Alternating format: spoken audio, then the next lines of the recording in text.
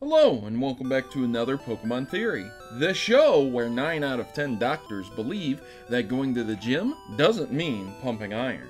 Ladies and gentlemen, today we're going to be addressing how and where Pokemon GO actually stacks up in the Pokemon timeline itself.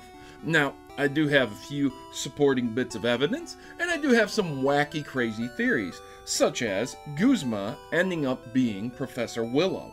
So, if you're interested in that, ensure to sign in, make sure to be able to like or dislike, and leave your own thoughts in the comment section below, because I'm quite sure there's a lot of people out there who have some interesting theories and takes on where Pokemon GO actually stacks up in the Pokemon timeline. Get your Game Boys ready and return to Kanto, because we might just be going back in time. But then again, you might want to get your 3DS and take a note from the poster I have framed in the back and head into the future of Ultra Sun and Moon with today's theory.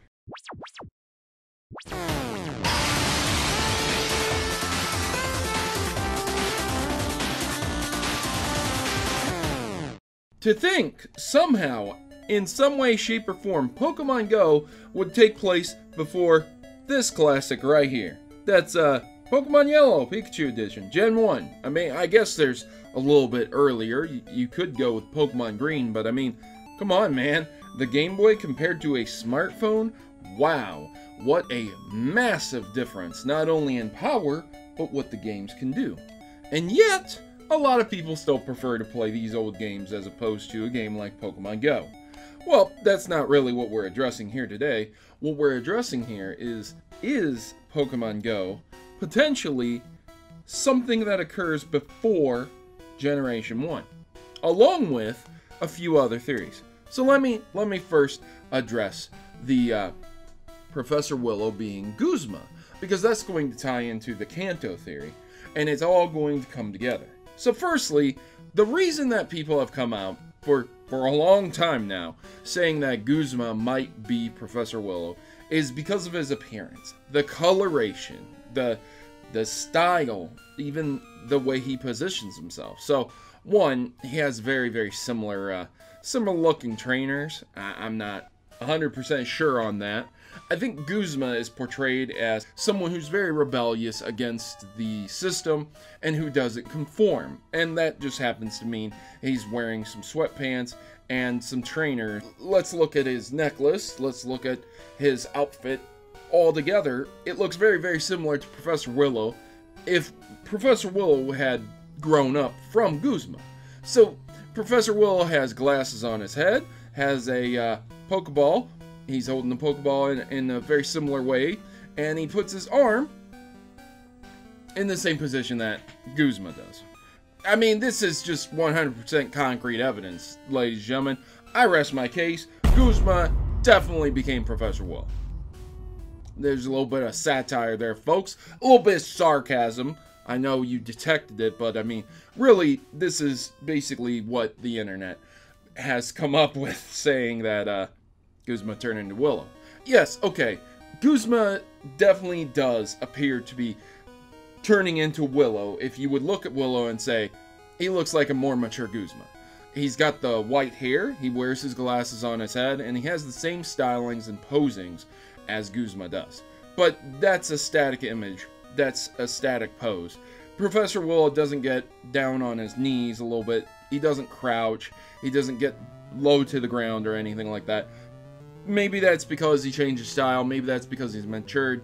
Who knows? At the end of the day, I don't really think Professor Willow is or isn't Guzma. I think there's the potential that Guzma became Professor Willow, instead trying to do something good for the world. And that would explain how Pokemon GO could potentially be in the future. But if we were to believe the theory that Pokemon GO actually takes place before Pokemon Red and Blue, then that would blow that theory out of the water, right?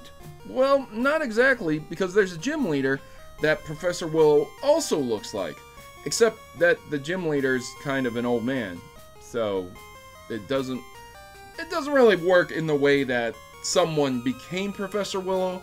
More like Professor Willow became someone in the Pokemon games itself. Though I do have to say that if Pokemon GO came before Kanto and Johto, before Generation 1, then wouldn't there be some sort of note or wording or talk about it beforehand, the way the world was beforehand? And yet there isn't. So while Professor Willow definitely looks like this gym leader, and he definitely looks like Guzma, might have been Guzma at a young age, there's nothing confirmed 100%. So where does this theory come from about Pokemon Go taking place in the past before red, blue, green, and yellow? Well, put simply, a lot of people are looking at some of the evidence saying things like, while rare candy is very, very plentiful in Pokemon Go, because of time passing, it becomes rarer and rarer and rarer, and that is why rare candy is extremely hard to find in the games. The lack of trading, the lack of battles in Pokemon Go. Because of this is why Pokemon Go took place before Kanto, before the Johto region, before Generation 1, Generation 2, Generation 3. That's why, because it's missing a lot of the elements that Generation 1 came standard with. Now, with all that said, I'm not going to deny the fact that Pokemon Go is missing those elements, but I have explained in a previous theory that Pokemon Go is missing trading and battling not only because the servers wouldn't be able to handle it that well, but because of hackers, spoofers, modders.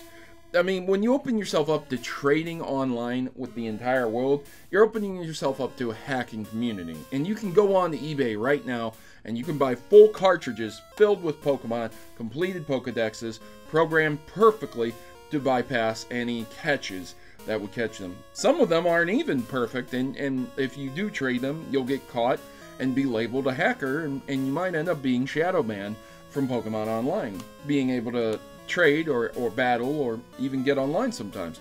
So yeah, not exactly the best idea to allow into your game when you know that stuff is coming. And this is on the Game Boy and DS side of things.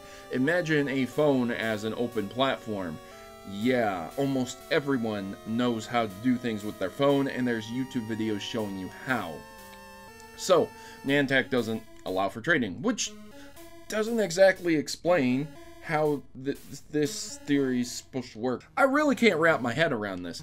Yeah, it would be mind-blowing if Pokemon Go really did take place before the Kanto region, and we had a lot of evidence to show for that. But at this point in time, I really don't think there's enough. Originally, when Pokemon Go had been released to the world, there wasn't all of the Pokemon. There wasn't Mewtwo, there wasn't Generation 2, there weren't a lot of legendaries, there weren't unique Pokemon, and some unique Pokemon were region exclusive. So, okay, I could understand it back then. But unfortunately, now we have all the way up to Gen 3, and probably Gen 4 is coming soon, and probably all the gens will come. And we have a lot of new items, we have a lot of new quest lines, and we are catching legendary Pokemon. People are even catching Mew. So I don't think this theory works out, and I would say this theory was debunked. But there is one final part, and some people are saying that Pokemon Go's story actually takes place during our time, that this is real-world timed events, that somehow there was a massive war in Pokemon, and this is the aftermath, that the Pokemon are missing, and the only way to find them is within the digital world of Pokemon Go. That whatever was, and whatever is what we have now. And okay, I guess I can buy that. I mean, there was a great Pokemon world like 3,000 years ago. AZ talks about it. But at the end of the day, is there any substantial proof to this, other than the fact that Professor Willow is the professor of this world, and he has these 3 assistants, and you go around in the real world catching Pokemon? No? Okay. Well, once again, it's very fun to speculate, ladies and gentlemen, and I'm not trying to rain on anyone's parade. God knows I absolutely love a mind-blowing Pokemon theory. It's absolutely great for me, it's great for views, it's great for people to get discussing Pokemon and getting into Pokemon.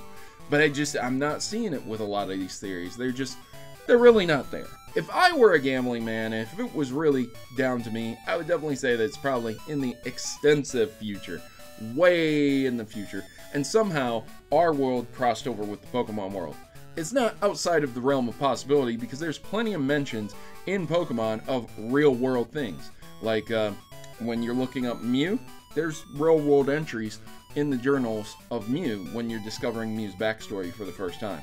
And there's plenty of mentions in other areas in Pokemon of the real world. So the real world does exist.